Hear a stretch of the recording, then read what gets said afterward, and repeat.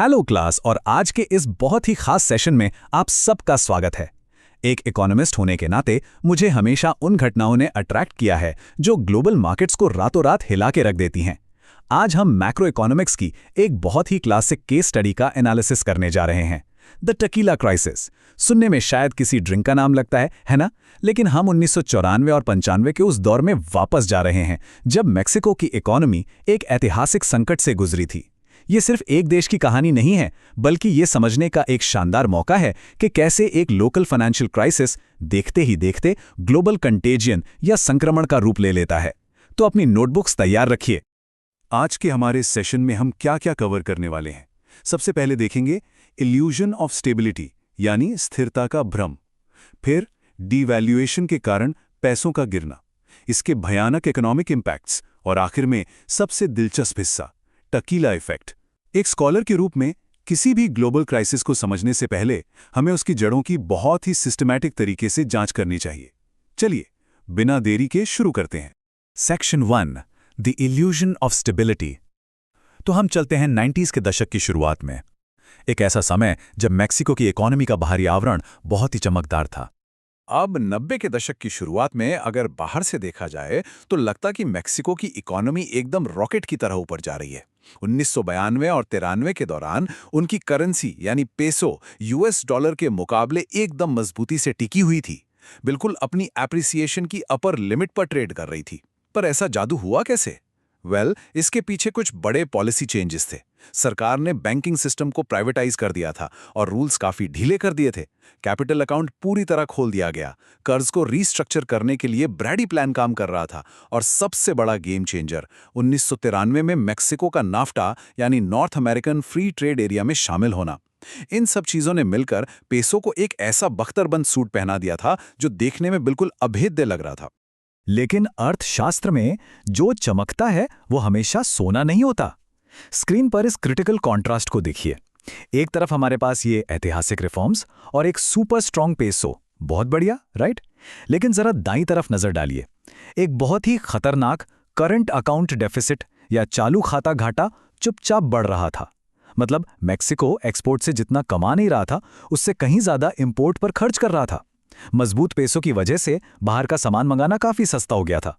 ये घाटा बढ़ते बढ़ते जीडीपी के 8% तक पहुंच गया था।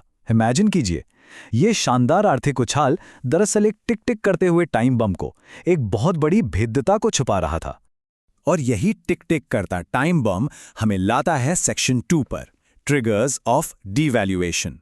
जब बेस कमजोर हो तो बिल्डिंग गिरने के लिए बस एक झटके की जरूरत होती है। साल 1994 मेक्सिको के लिए यह साल किसी रोलर कोस्टर से कम नहीं था। जनवरी में दक्षिणी राज्य चियापास में एक हथियारों से लैस विद्रोह शुरू हो गया। फिर साल के बीच में इलेक्शन से ठीक पहले रूलिंग पार्टी के प्रेसिडेंशियल कैंडिडेट की हत्या कर दी गई। इन डोमेस्टिक झटकों ने मार्केट को बहुत नर्वस कर दिया। पर असली चोट कहां से पड़ी? अमेरिका से। यूएस में इंटरेस्ट रेट्स यानी ब्याज दरें बढ़ने लगी। अब सोचिए, अगर अमेरिका में बिना रिस्क के अच्छा रिटर्न मिल रहा है तो कोई मेक्सिको में पैसा क्यों रखेगा? रातों रात विदेशी पूंजी का फ्लो उल्टा हो गया। पैसा तेजी से बाहर जाने लगा। दिसंबर में जब तक नया प्रेसिडेंट इलेक्ट होता तब तक काफी देर हो चुकी थी। आइए इस पूरी मैकेनिज्म को स्टेप बाय स्टेप समझते हैं। इसे हम स्पेक्युलेटिव अटैक या सट्टेबाजी का हमला कहते हैं। स्टेप 1, मार्केट के पार्टिसिपेंट्स को भनक लग गई कि पेसो का डीवैल्यूएशन बस होने ही वाला है। स्टेप 2, यूएस इंटरेस्ट रेट्स का फायदा उठाने के लिए कैपिटल तेजी से रिवर्स होने लगी। स्टेप 3, करेंसी पर सीधा सट्टेबाजी का हमला। लोग पागलों की तरह पैसों बेचकर डॉलर खरीदने लगे। और फाइनल स्टेप, इस हमले से बचने और अपनी करेंसी को सपोर्ट करने के चक्कर में मेक्सिको के सेंट्रल बैंक ने अपने डॉलर के रिजर्व्स खोल दिए। लेकिन नतीजा, दिसंबर के मिड तक आते आते उनका फॉरेन एक्सचेंज रिजर्व वर्चुअली 0 हो गया। सब साफ। Section 3, the peso collapse. जब आपके पास विदेशी मुद्रा भंडारी खत्म हो जाए तो आप अपनी मुद्रा का बचाव कैसे करेंगे? यहीं से क्राइसिस अपने पीक पर पहुंचती है। अब इस डेटा को बहुत ध्यान से देखिए। 20 दिसंबर 1994, वो दिन जब मेक्सिको सरकार को आखिरकार घुटने टेकने पड़े। उन्होंने ऑफिशियली अनाउंस कर दिया कि हाँ, हम पेसो का डीवैल्यूएशन कर रहे हैं। रेट को 3.50 से बढ़ाकर 4.025 पेसो प्रति डॉलर कर दिया गया। ये करीब 15% की गिरावट थी। सरकार को लगा इससे मामला शांत हो जाएगा, लेकिन एक्चुअली इसका उल्टा हुआ। मार्केट में ऐसा पैनिक फैला कि पूछिए मत। सट्टेबाजी रुकी नहीं और भड़क गई। मजबूर होकर सरकार को पैसों को फ्री फ्लोट करना पड़ा, मतलब अब मार्केट तय करेगा इसका रेट। और 1995 के अंत तक ये गिरते गिरते 7.70 पैसों प्रति डॉलर पर जा गिरा, एक एब्सोल्यूट फ्री फॉल। अब यहाँ रुककर जरा सोचते हैं, एक बहुत ही क्रिटिकल सवाल है। जब किसी देश की करेंसी इस तरह ताश के पत्तों की तरह ढह जाती है तो उनके लिए अपना विदेशी कर्ज चुकाना लगभग नामुमकिन हो जाता है। ये क्राइसिस मेक्सिको को डिफॉल्ट के बिल्कुल आखिरी किनारे पर ले आई थी। तो एक सॉवरेन इकोनॉमी तबाही के इस बिल्कुल कगार से वापस कैसे लौटती है? इस सवाल का जवाब और इस क्राइसिस के असली आफ्टर इफेक्ट्स हम देखेंगे सेक्शन 4 में, रिजल्टिंग इकोनॉमिक इम्पैक्ट्स। तबाही से बचने का रास्ता था $48 बिलियन। जी हां, जब दुनिया ने देखा कि मेक्सिको डूब रहा है और इसका असर ग्लोबल हो सकता है, तो अमेरिका के ट्रेजरी डिपार्टमेंट और IMF ने मिलकर ये मैसिव इमरजेंसी रेस्क्यू पैकेज तैयार किया। इस $48 बिलियन के इंटरवेंशन ने मेक्सिको को टोटल इकोनॉमिक कोलैप्स से तो बचा लिया, लेकिन याद रखिए, इकोनॉमी में बचाव की भी एक बहुत बड़ी कीमत होती है। सिस्टम को बचाने और स्टेबल करने की वो कीमत आम जनता को चुकानी पड़ी।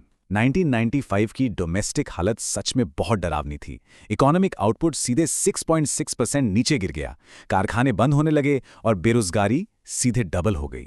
इसके साथ ही इंटरेस्ट रेट्स आसमान छूने लगे और सरकार को बहुत ही सीवियर फिस्कल कटबैक्स यानी खर्चे में भारी कटौतियां लागू करनी पड़ी। क्लास, ये सिर्फ नंबर्स नहीं हैं, ये मैक्रो इकोनॉमिक्स का वो मानवीय पहलू है जो बहुत दर्दनाक होता है।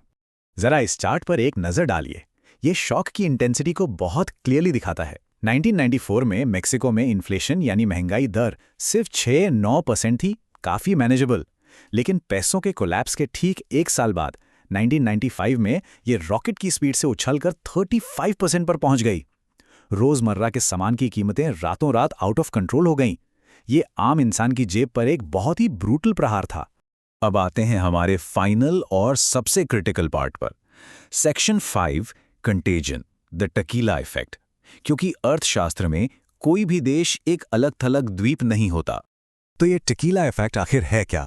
इसे आप एक तरह का फाइनेंशियल कंटेजन कह सकते हैं, एक ऐसी बीमारी जो मार्केट्स में बहुत तेजी से फैलती है। हुआ ये कि जब मेक्सिको में क्राइसिस आई तो विदेशी इन्वेस्टर्स बुरी तरह पैनिक कर गए। उन्हें लगा अगर मेक्सिको डूब सकता है तो बाकी डेवलपिंग नेशंस का क्या भरोसा। बस फिर क्या था, उन्होंने बिना सोचे समझे लैटिन अमेरिका और दुनिया भर के बाकी इमर्जिंग मार्केट से भी अपना पैसा अंधाधुंध निकालना शुरू कर दिया। भले ही उन देशों की इकोनॉमी बिल्कुल मजबूत क्यों ना हो, इन्वेस्टर्स का ये पैनिक इंटरनेशनल बॉर्डर्स को पार कर गया। आग एक जगह लगी पर धुआं पूरी दुनिया के शेयर बाजारों ने महसूस किया। लेकिन इस पूरी डार्क स्टोरी में एक एनालिटिकल सिल्वर लाइनिंग भी है। इतनी तबाही के बावजूद 1996 आते आते एक बहुत ही स्विफ्ट और स्ट्रॉन्ग इकोनॉमिक रीबाउंड देखने को मिला। मेक्सिको की इकोनॉमी ने बहुत ही रिमार्केबल तरीके से वापसी की। वो जो $48 बिलियन का पैकेज था और जो सख्त आर्थिक नीतियां लागू की गई थीं, उन्होंने अपना काम किया। क्राइसिस गहरी थी पर शॉर्ट लिव्ड थी। तो आज के इस पूरे एनालिसिस को समअप करते हुए मैं एक विचारणीय सवाल छोड़कर जाना चाहता हूं। हमने अभी देखा कि कैसे एक लोकल क्राइसिस रातों रात एक ग्लोबल टकीला इफेक्ट में बदल गई। आज हम पहले से कहीं ज्यादा कनेक्टेड दुनिया में रह रहे हैं। तो क्या हमारी ये मॉडर्न इकोनॉमीज कभी भी सच में अपने पड़ोसियों के संकट से पूरी तरह इंसुलेटेड या सुरक्षित रह सकती हैं? इस पर जरूर सोचिएगा। ये ग्लोबल कनेक्टिविटी की एक ऐसी सच्चाई है जिसे नजरअंदाज नहीं किया जा सकता। आज के इस क्लास में जुड़ने के लिए बहुत बहुत धन्यवाद। पढ़ते रहिए और एनालाइज करते रहिए।